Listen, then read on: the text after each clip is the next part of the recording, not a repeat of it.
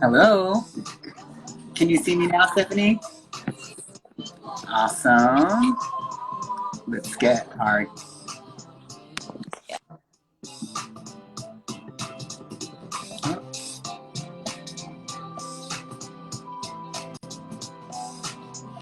Okay. Let me add our guest.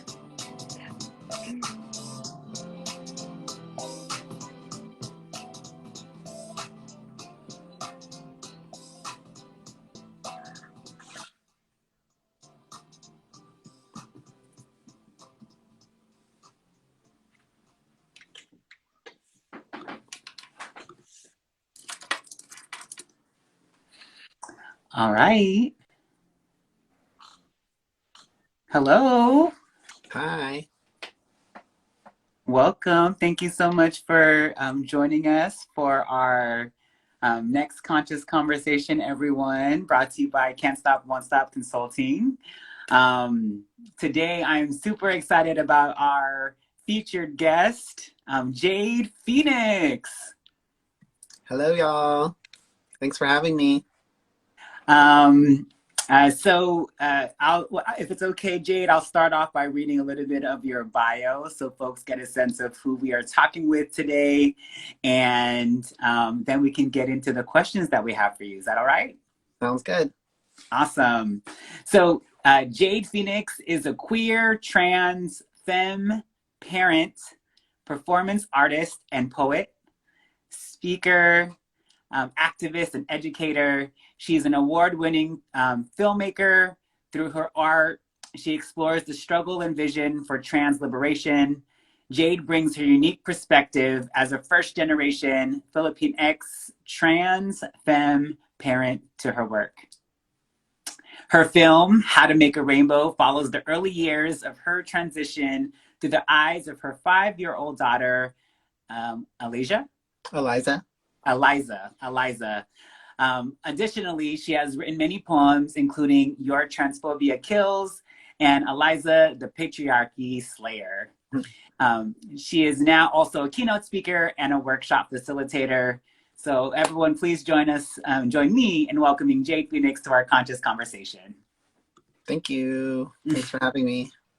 I'm super excited about this conversation, Jade. I feel like I have heard so much about you from comrades like Melissa and Candy. And so really excited about sharing space and digging into this conversation together.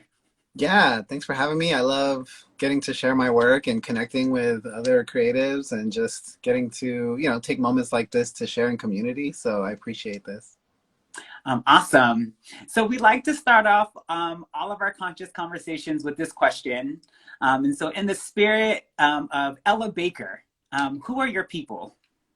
Yeah, my people, queer, trans, mothers, Filipinx, first gen immigrants, you know, um, migrant families. Yeah, I feel so connected to people that are on a healing journey, right? So much of my life has been about surviving through the difficulties and struggles that I've had, and I find myself deep in my healing process, and meeting other people that are in their own healing journey is just one of the things that really, I feel like that's my people. When we are together in this journey with ourselves and with each other, then I feel like I'm at home. Mm. I appreciate you sharing that because I feel like I've been on an ongoing healing journey, but especially in this moment now, I think I credit the eclipse season that we're in, Mm-hmm. the full and new moon that we're in, and I Mm-hmm. think just also this time of year. So wanted to just honor and say thank you for that, and that I feel like we are in community both in this space right now, but as particularly around the healing journeys. And so truly grateful for you sharing that. Yes. The next question I have for you is when was the last time you felt brave? Yes. I feel like I'm in a process right now of stepping into this bravery, and maybe more context will be later on in our conversation, but I'm entering a new project right now. that is really asking me a lot of me and challenging me. And I'm kind of, a little bit afraid of the new challenge of my artistry, what it's going to ask of me to step into. And I am really excited for this opportunity, but also a little bit terrified about, the responsibility, what I'm like actually going to be like having to carry. And yet I know I want to do this and I want to tell this story. And so I am currently in this mode of like stepping into my bravery, building it up, so to speak, and kind of like so that I can be ready for this challenge that's coming my way. Mm. Well, I'm excited to learn more about it, and Yeah. look forward to digging in there. Mm-hmm. But to get us started, I know that you use art to express and discuss a lot of your lived experiences as a trans, femme, Filipinx person. Can you talk about how art has been an outlet for you through different phases of your life and how you've leveraged and utilized art as a way to express yourself? Yeah.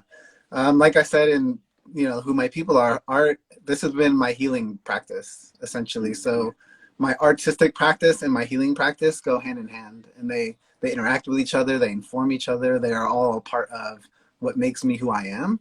And so my artistic practice as a poet, I would say, a lot of times my poetry dives into my past trauma, right? And it dives into, you know, talking to my inner child. And so I say that my artistic practice is pretty much also my healing practice. And that's why I feel like it's a very, you know, in alignment with each other. And it's very much why I feel like my work is in alignment, because I know that I'm here to also find my own healing and also at the same time share in that with other people. And my art is an outlet for that in both ways.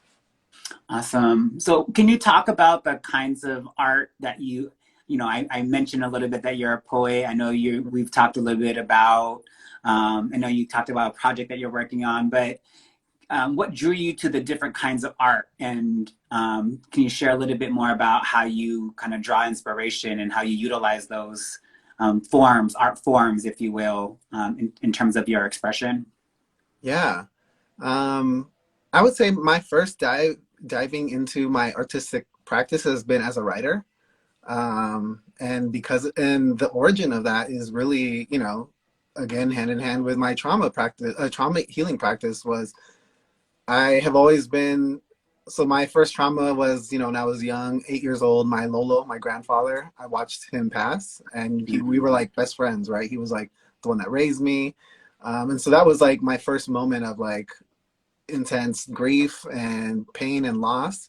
And at 8 years old, not really having the tools to like figure out how to cope. And that has ever since I like as an adult was going back towards like unpacking that trauma. I just started writing, and I started writing about it. I started writing why it hurt, what I lost, and it was giving me language that I didn't have as an 8, 9 year old to process, but I was now accessing that language through my writing. As I continued to unpack it, my mother told me that at the time when I was 8, they didn't know how to give me tools of what to do. And so they told me to write letters to my Lolo. Mm. Um, and I don't remember that at all because of the trauma that I was in. And she showed me these letters that I was writing, like she saved them, like 20 years later. And so it was always a part of me, even if I didn't know it. That was a part of how I was practicing my healing, was through that writing. And so that's always been a part of my life. And as I started getting older and started expressing more grief and trauma and pain, I would write through it. Every time I would experience joy and love, I would write through it. And I just kind of felt like this was a pattern that I was starting to recognize, and was like clear that this is my calling, this is what I'm supposed to be doing. And so I just kept on going, and I keep on going. Mm. Um, as I'm envisioning you kind of reading these letters that you wrote to your Lolo, and um, what was like, especially years later, right? Especially you not remembering Right. writing them. Like, what was it like? Can you share a little bit about what was it like to actually read those letters? Like, what came up for you? I would love to hear kind of some of your reflections from that experience, if you'd be open to that. Yeah, I mean, it is one of those landmark moments in my life that I'll never forget, actually.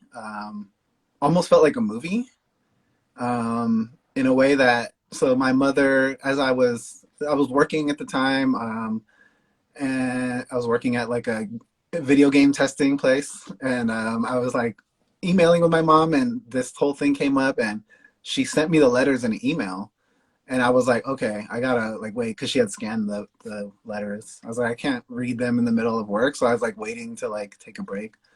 Um, I open the emails and or open the email, start reading it, and I have to take a break. I have to go outside. I can't stay in the building. I go outside, and when I step outside, the ambulance starts hearing ambulance noises out in, like, wherever I'm at in public. And yet this was my memory of when my Lolo passed. I was the one that had to call 911, and I was waiting for the ambulance to come. I remember this clearly. Like, one of the very few memories I remember was I was stepped outside and I was just waiting and like crying and pain and tears. And yet, so this moment comes together where I'm like outside, I'm about to read these letters, and I hear the ambulance go off, and I'm just like, what is happening right now? It seems like I'm back in the moment, and I'm also reading how I dealt with it. And yeah, it was almost like it was like a movie moment for me. And it was that moment when I started really realizing, like, oh yeah, when I'm healing my past trauma, my inner child, I'm healing myself now. And so it kind of like lifted me into this journey even deeper of what this healing practice and my writing has in common. Mm. Wow. That's beautiful, and also like appreciate you being so vulnerable and being open to sharing that. I, I will say, like, just from my own personal experience, even in this moment, I kind of alluded to this earlier, but I think there have been things that have been coming up for me from my own childhood that Mm-hmm. I've been reckoning with. I've been in conversation with folks in my family recently, and um, it's an important point around how the things that we experience, and as we heal the inner child, that is also healing us in this moment. And Mm-hmm. that's such a beautiful reflection, and I that totally resonates with things that I'm navigating now. And an important reminder of like the who we are is Mm. is a collection of the experiences that we've had up until that point, right? Mm-hmm. Mm-hmm. Including things that we may need to heal from, and will continue to kind of be in a process of healing from. Yeah. So um, appreciate you kind of making that connection.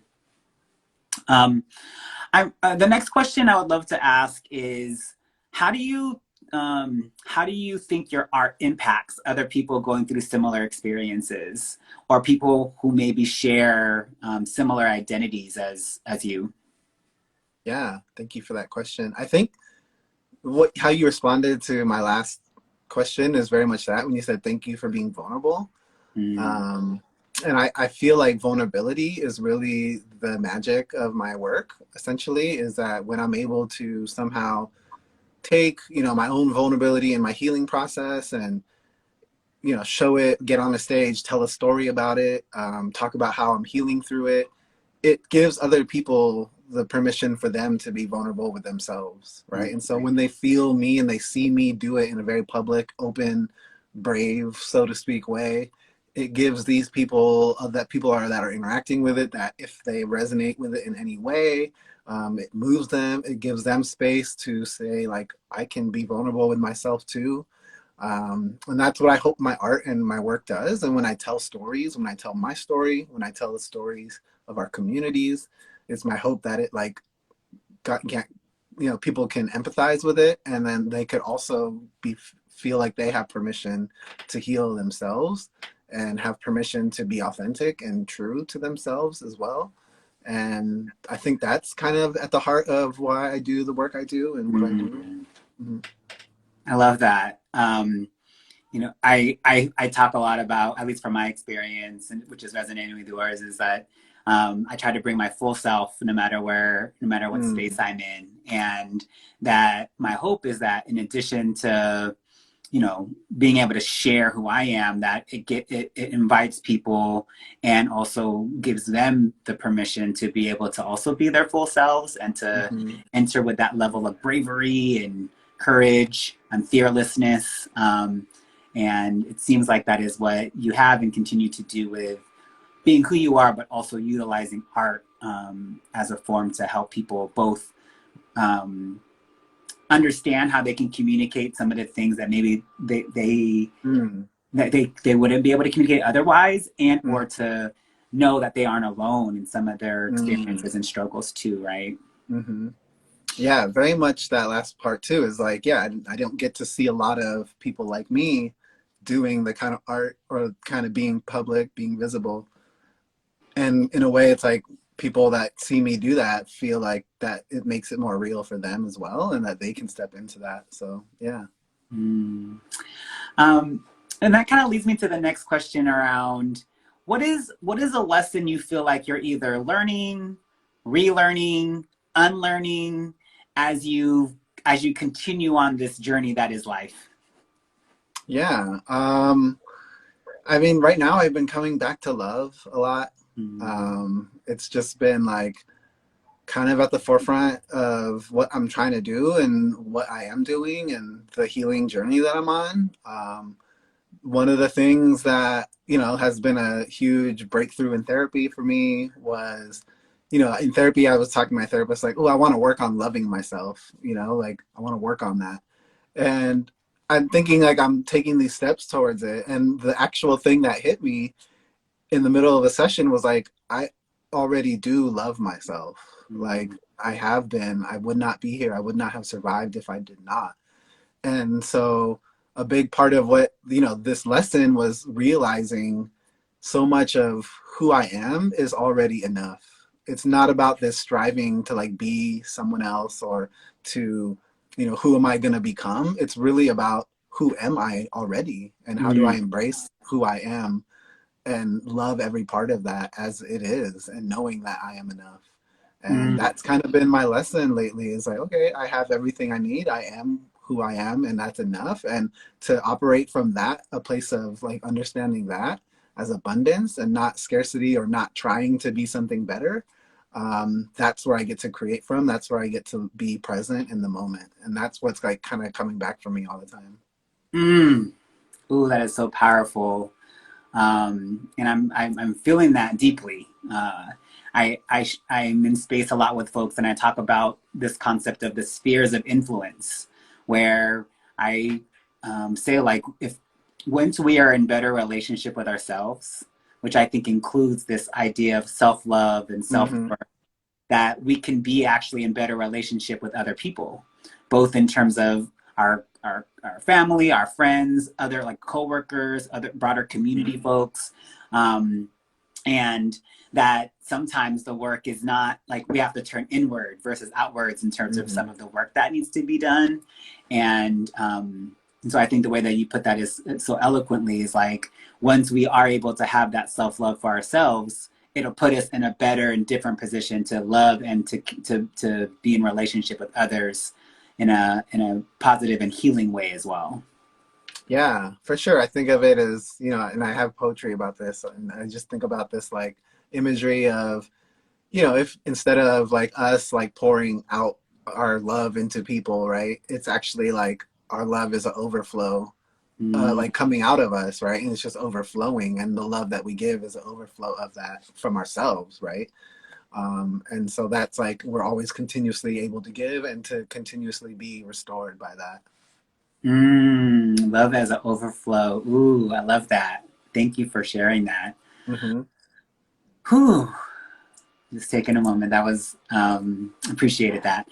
Um, so I'm gonna transition us a little bit. Last week was National Authors Day, and we wanted to. I'm curious. Do you have any favorite authors or folks that you want to lift up that either have inspired you along your journey or that you think other people should know about as they are finding other books or things to read from different authors?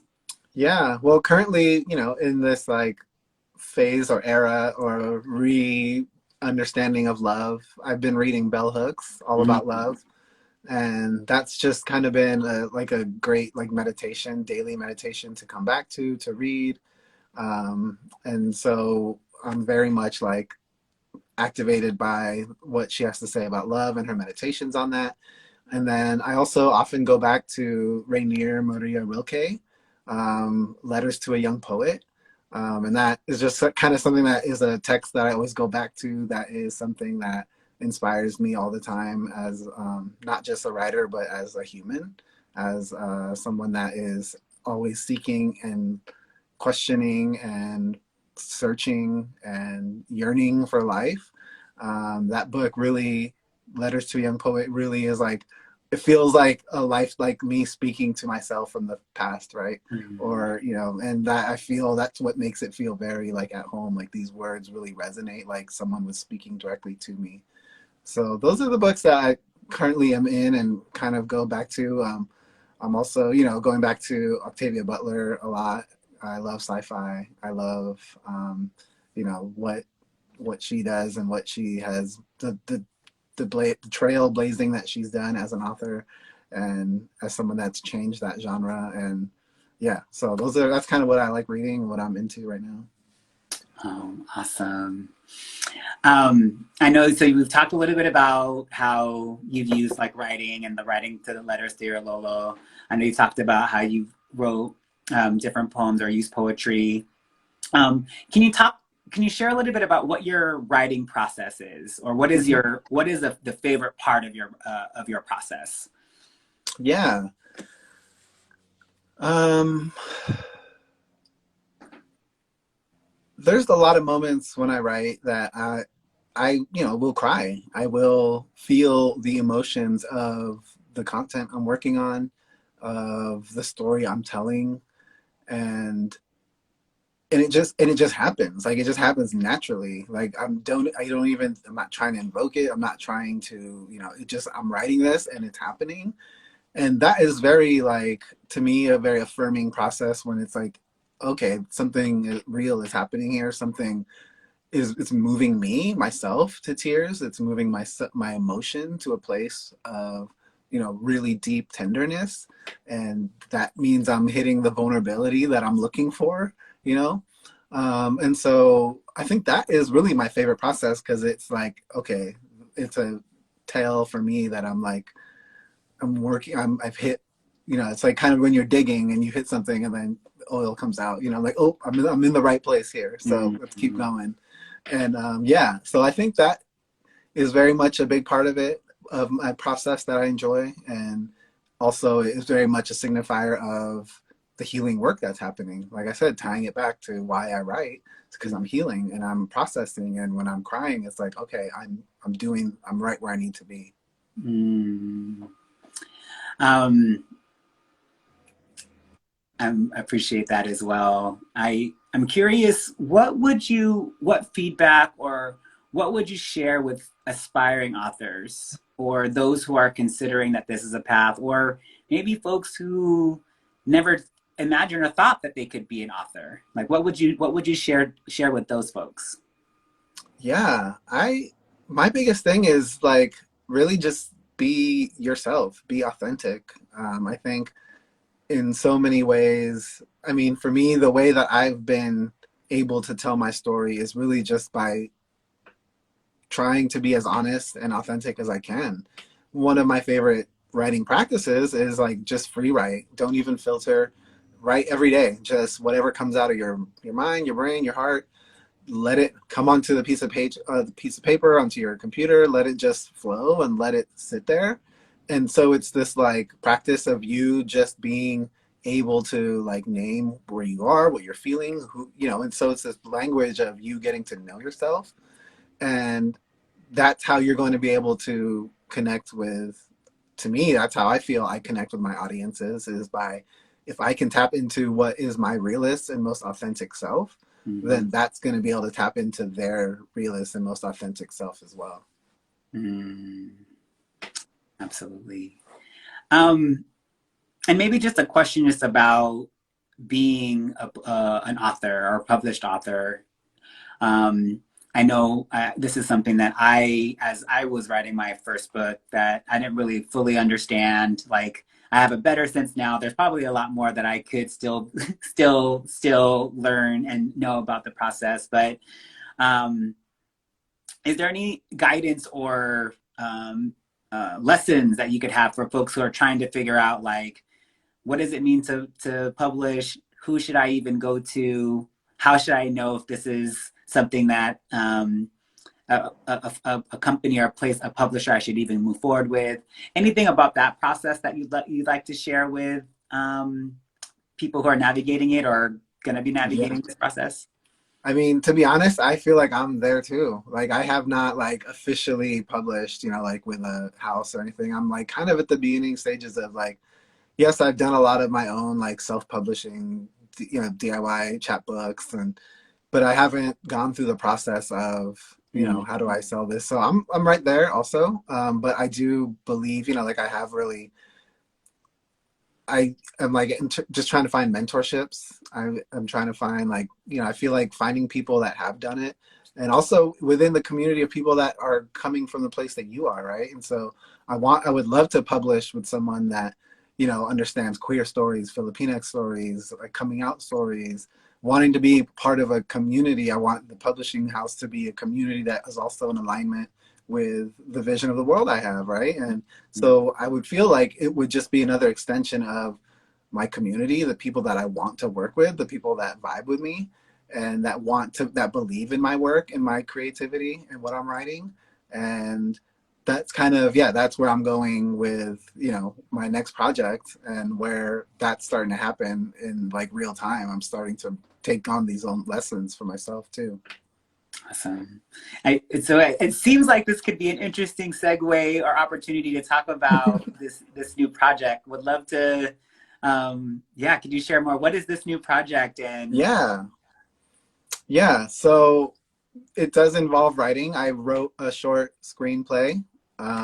So I wrote a short film that like in a way, like I've never, like I did this documentary about me and my daughter, but it was more like it wasn't scripted. It was just kind of like, come see our life, and yeah, I, put a little bit of like production into it and staged a little bit of like moments here and there, but ultimately it wasn't something that I had written.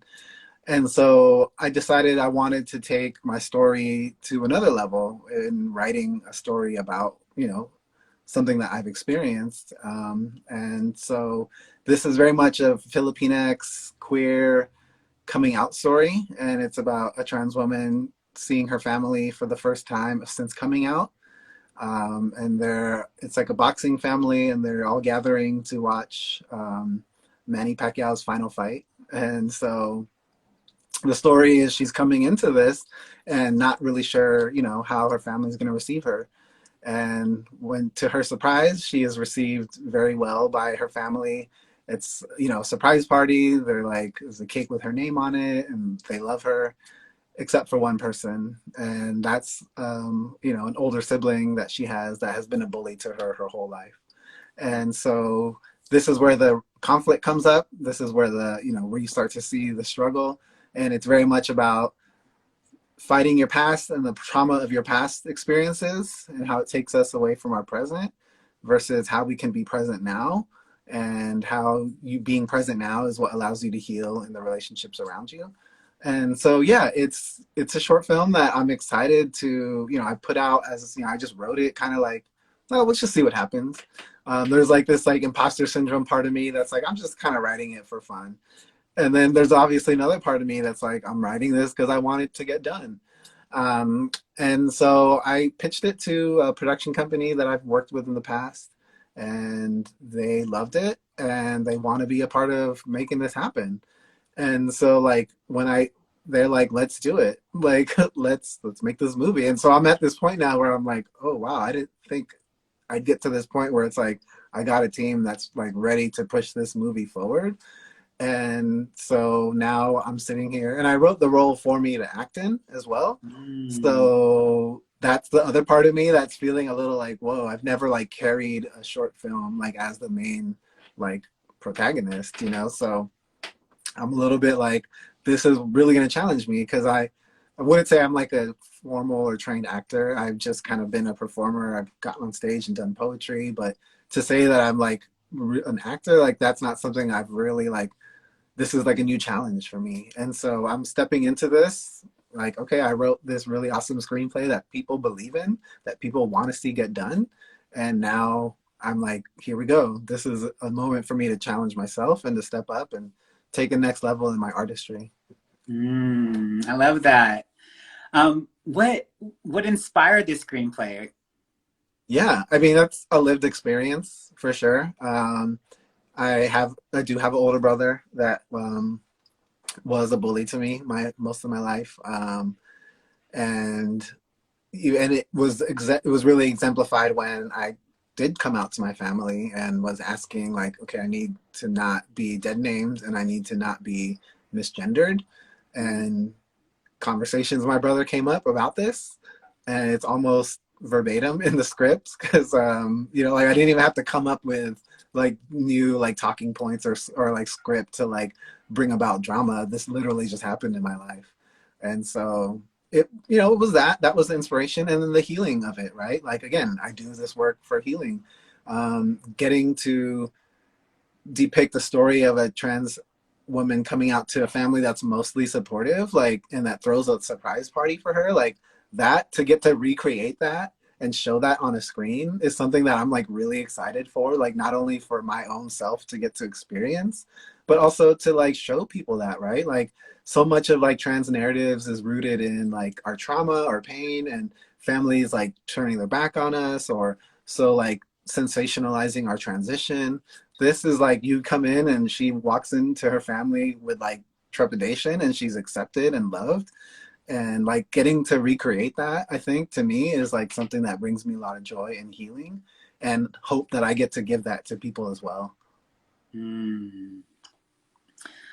Well, I for one, thank you for sharing that here during this conscious conversation. I'm super excited about this short film and look forward to watching it, encouraging others to do so. So please keep us posted on its progress and when it. Yeah, I'm gonna be crowdfunding a little bit to support the film, to budget for the budget. So the production company is coming on, but also like they're not like funding it totally, so we still have to like raise the funds for it. So yeah, there'll be some. I'd love to get people in on the story, being a part of it, being able to contribute, support, and also get to see how the story unfolds like in real time as well, and have access to that because I am a storyteller. So love to tell the story of how the story is being told. And love to get people in on that process. And if they want to support, there will be stuff coming out pretty soon about how that looks and what that can look like. So Awesome. Yeah, please keep us posted on that. And we will be happy to also share with our community of folks yes. who I imagine would love to support an initiative and project like this, Yes. especially in terms of the stories that you will be sharing. Mm-hmm. Um, I you kind of touched on this a little bit because I was going to ask a little bit about just how your lived experiences approach your work, but I think I might take it in a little different direction. I think in the midst of a pandemic, in the midst of kind of racial uprisings, in the midst of kind of ongoing systemic cultural political violence and oppression, I feel like there's a lot of attention that's kind of put on the things that harm us, which it's important to name those things. It's important to find ways to address and push back on those things. But I always like to want to make sure I create space for celebration and for joy. And so in the midst of the things that we as a community and world have been navigating, what has been something that you've been proud of? Mm.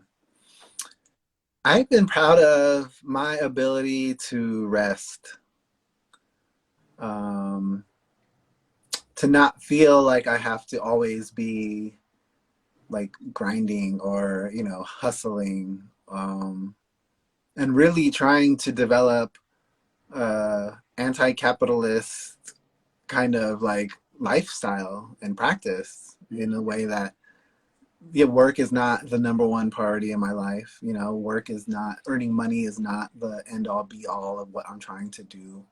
yes, it's part of why and what, but it's not, the big why and what. And I think that I've been able to reframe that and understand, like, okay, like resting is okay, like taking care of your body is okay.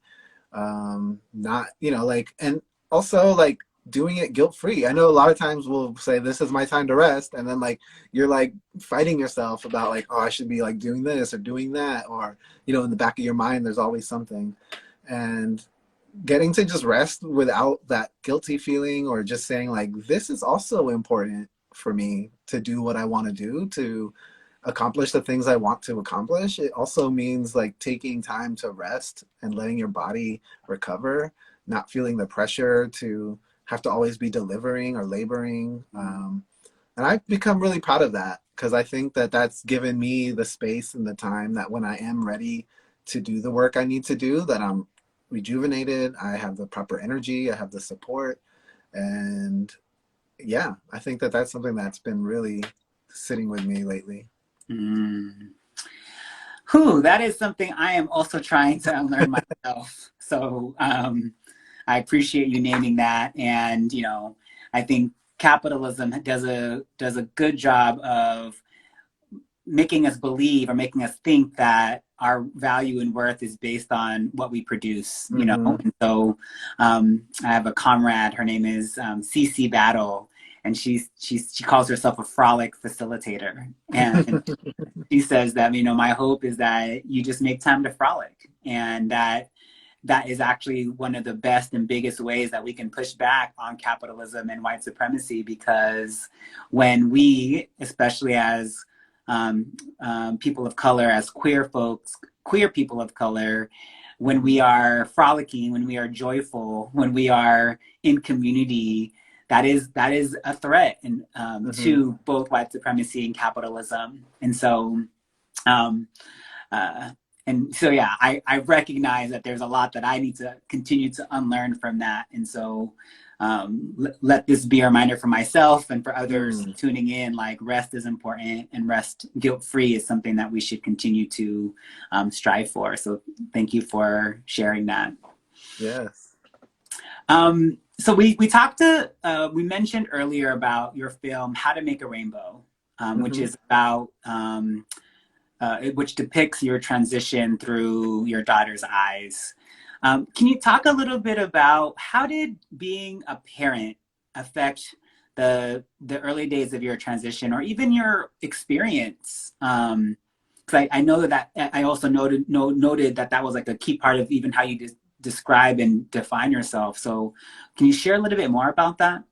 Yeah. I mean, in a lot of ways, they go hand in hand. I think the first time, it wasn't until Eliza was born that I actually was able to come out and realize, that I was queer, that I was trans.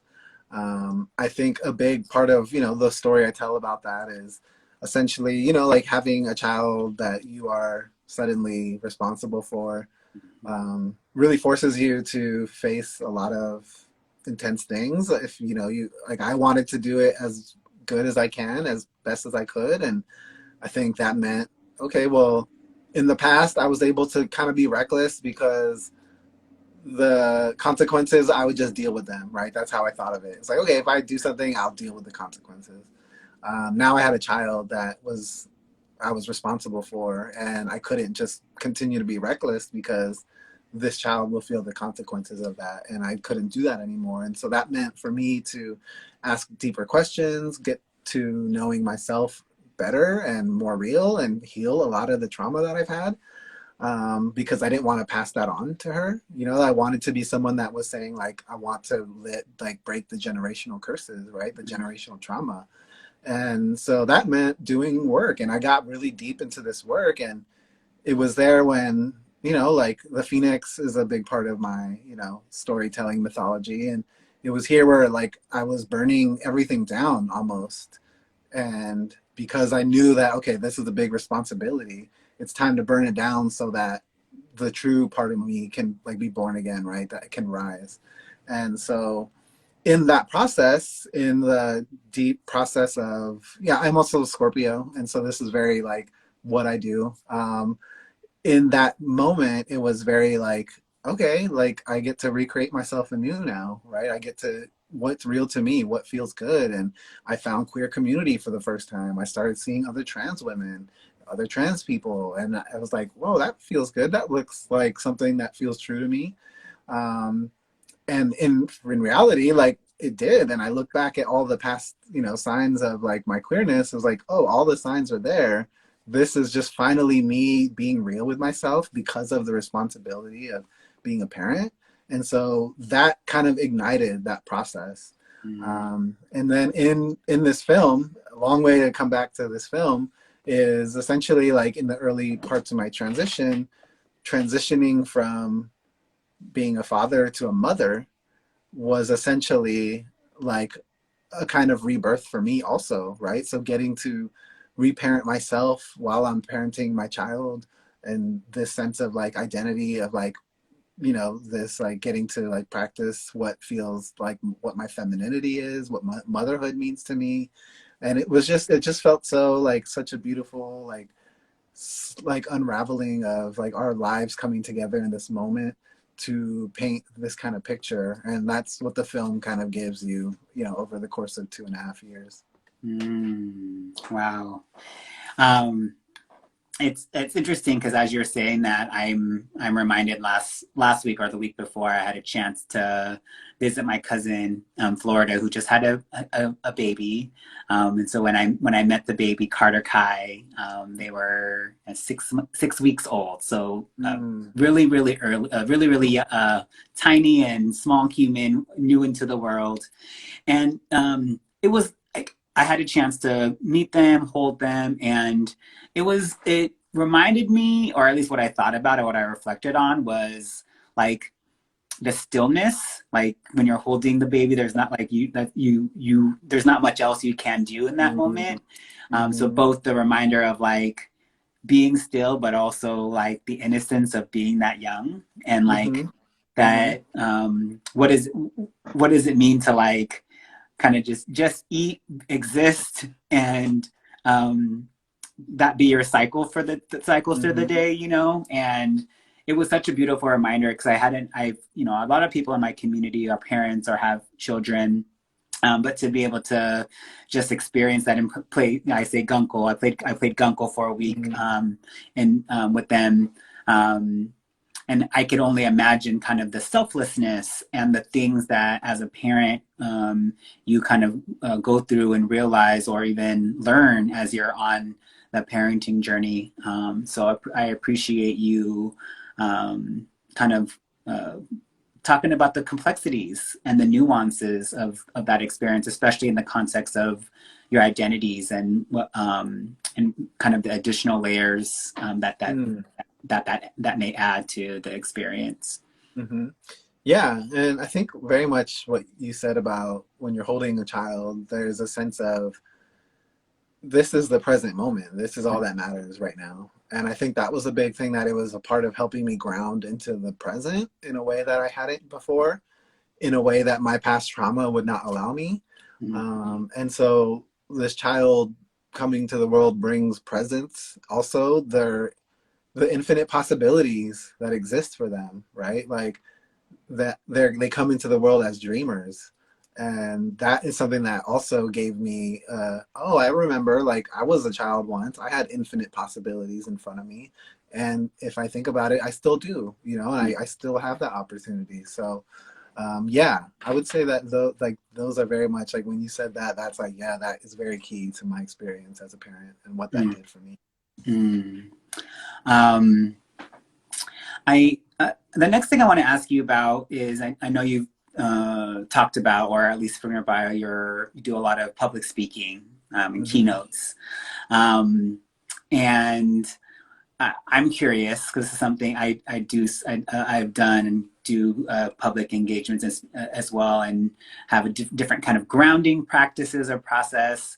Curious, like from your experience, like how do you prepare? How do you ground yourself to be able to speak in front of crowds or groups of people?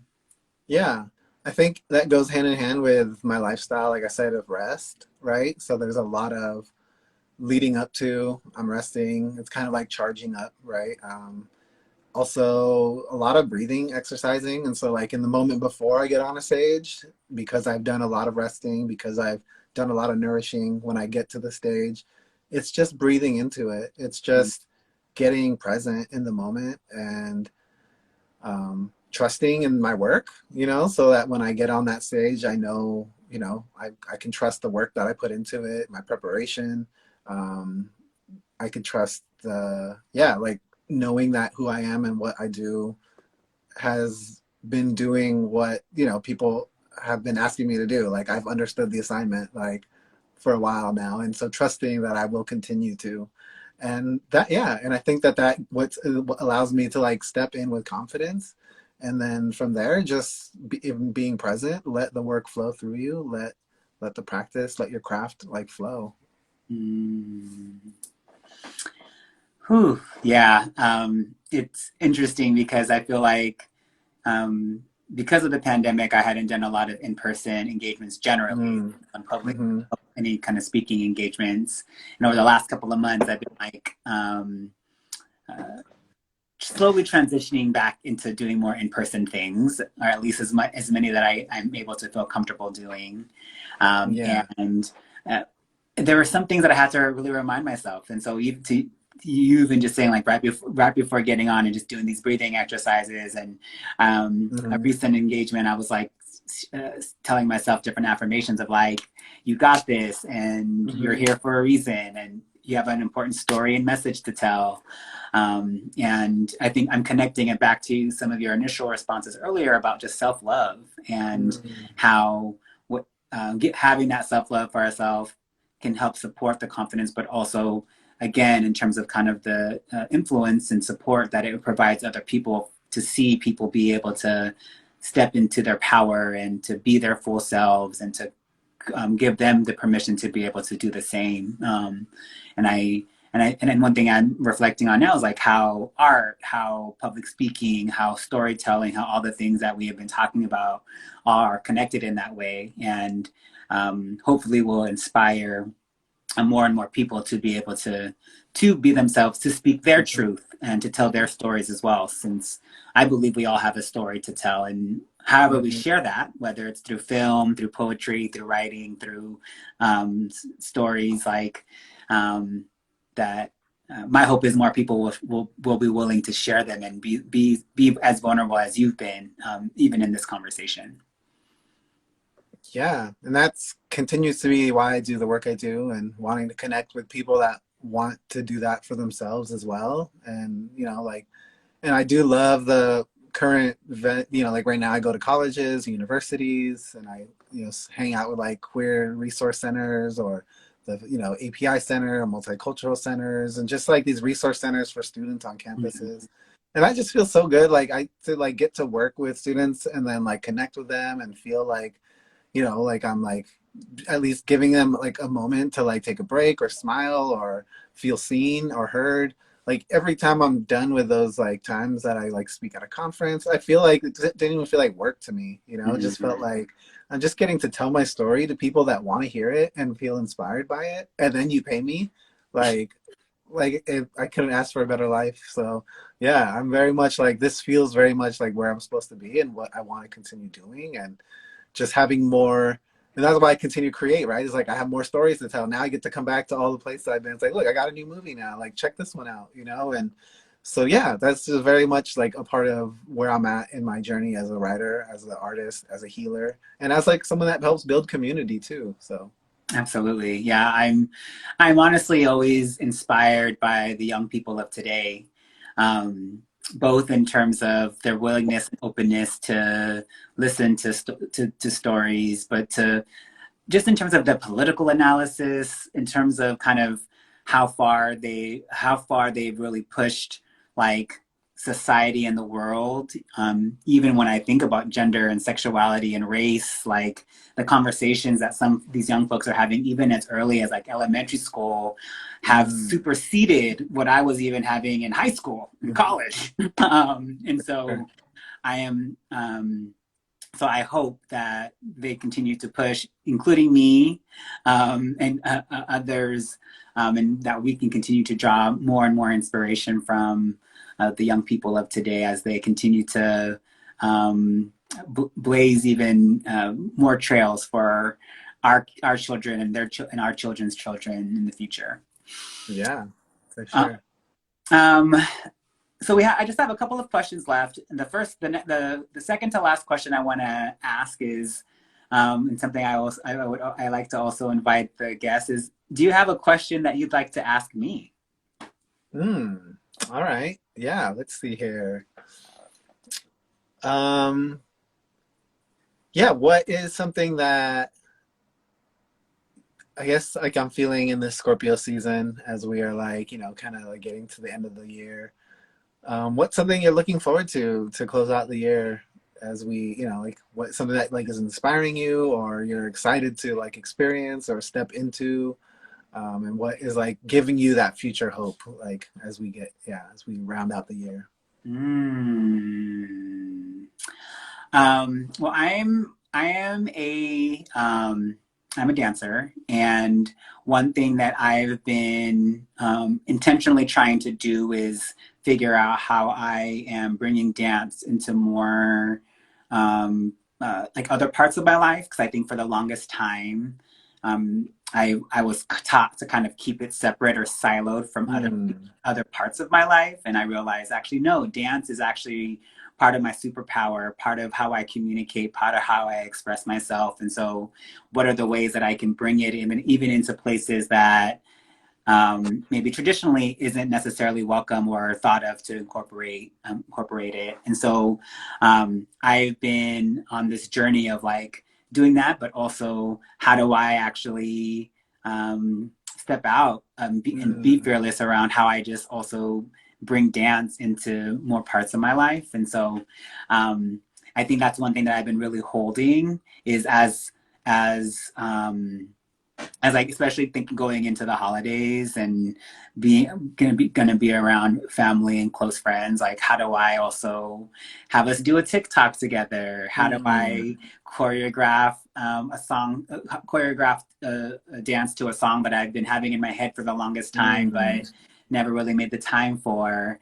um, and I've been also exploring dance studios to do things, and as things started to opening up more, and so I've committed to myself to try to take a class in person because I've been doing things virtually, but mm. something about the in-person experience and vibe that I think I'm missing. So my intent is to find a studio that will have some kind of classes I want to take, and at least find one, and then in the beginning of the be able to take a class in in the new year. So Love that. Thanks for sharing. Yeah, I love it. Sounds like, very much incorporating your art into the rest of your life, right? And what that practice and how that gives you life, how you can align it with how you create content, how you connect with your family, how mm, you present yourself to the world around you, how you gonna make money, right? Like, and it feels so like, yeah, that sounds so, like this is the work of alignment of like putting together like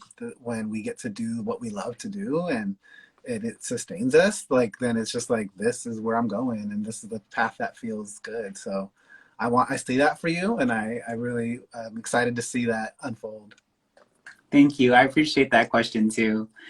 Um, So my final question for you is, well, one, just I want to say thank you again. I've really appreciated this conversation, and you have said so many gems and words of wisdom and inspiration that I know I'm going to hold, and I hope others who are checking this out now or who will check out the video later will hold as well. Um, the last question is, how could folks keep in touch? What are ways people can support you and the things that you're working on and part of moving forward? Yeah, thanks for that question. Also, thank you for having me. It's been a great conversation, and just I love getting to share these things, and not only like sharing them with the crowds and the people that will see this, but also like you and the people and getting to interact with you and meet you on like just a human one-to-one level. It's been so nice and refreshing. So I appreciate that. Yeah, also to find me right here on Instagram, Jade Phoenix _. You could visit my website at www.mxjadephoenix.com. And that has contact info, that has some of my work. You could even watch our film, How to Make a Rainbow, on the website. And yeah, that I would say follow any of my work if you're interested, and stay tuned with, any future fundraising for my film, or just kind of general asks as I continue the work I'm doing. If you want to support me, there will, if you follow me, you'll find there'll be ways to do that. So, yeah, again, appreciate this time and giving me this platform to share my story. And it's been great. Thank you. You're very welcome. If you haven't followed Jade yet, please do so now. And Jade, please let us know how we can support the fundraising for the film. As I mentioned, I think that is definitely something that the people that we are in community with would love to support. And just continue to be you. I'm feeling a sense of just so much love and compassion and just positive energy right now because of this conversation, and that I had a chance to be in community. So thank you so much again. Look forward to staying in touch. And also just wanted to thank Stephanie, who has been our ASL interpreter for today, and also shout out to Melissa, who is our accessibility coordinator and also the person that connected Jade and I, for being a bridge and a connector and a comrade to us all. Thanks everyone again for joining this conscious conversation. Have a great rest of your day. Everyone, bye.